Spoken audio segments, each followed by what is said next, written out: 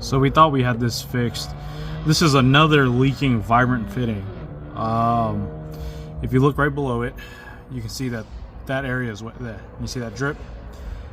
We've tried everything. We've tried using their hose, we've tried running this hose, but it's still leaking. And where it's actually leaking is just where the last one was leaking from. So the last one was actually leaking on this one back here, so we replaced it.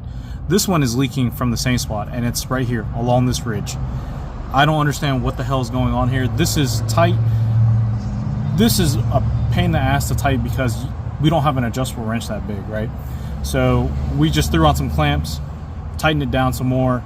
This was completely tight. This did not move any further, and this is still leaking. I just do not understand what the hell is going on with these AN fittings here.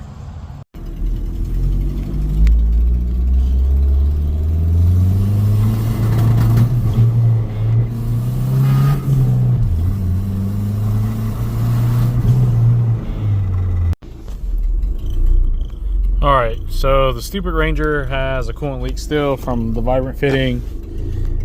AAM's wideband I just installed 5 minutes ago has already taken a shit. But we were able to get 0.33 bar, which is 5 psi. That's actually, I believe that's actually what the spring is actually in this, is like 5 or 7. So we're doing pretty good. We're making decent boost. It really wants more, but I think we're at a decent stopping point here. We'll talk to the owner and see what he wants to do. We've got an exhaust leak like from hell, but that's, I don't know if there's anything that we can do to fix that because it's off of the V-band to 5-volt adapter. So, but yeah, so we're finally making some decent progress on it. The run was still really rough, but it's better. Like you can feel that there's power to be made. It just, you know, 5 psi just ain't it. The problem is that if you look at our fuel table, or alright, sorry guys, the mouse was acting up for some reason, but anyways, if you look here, let's see here, we're making some decent boost, about 5 psi or so at 3500 rpm. But if you look at our fuel table, I mean, it's way crazy. Another thing too that I'm seeing here, and I don't know if this is going to be a problem, is that analog 1 should be our MAF, and we're actually maxing it out.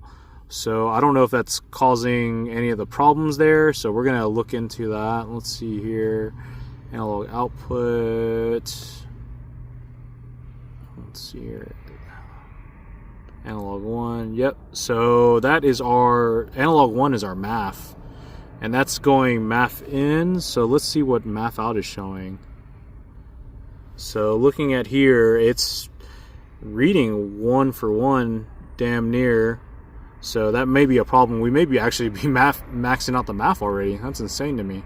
So let's see if we can drop this down, see what the, maybe put it at 3 volts, and see if we can get this thing happy and go from there. Let's try that again.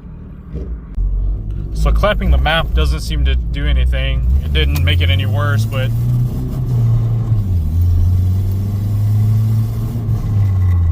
yeah, so it doesn't seem any better or any worse, honestly, without a working wideband.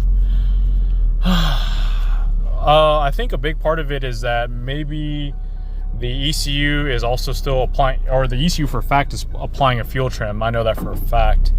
So, so I think that may be part of it. Since we're having to max out the fuel on the table, it could be that the ECU is not playing nicely. Let's look here. Yep. So analog 4, or our MAF input, is clamped. So that shouldn't be the cause of our check engine light.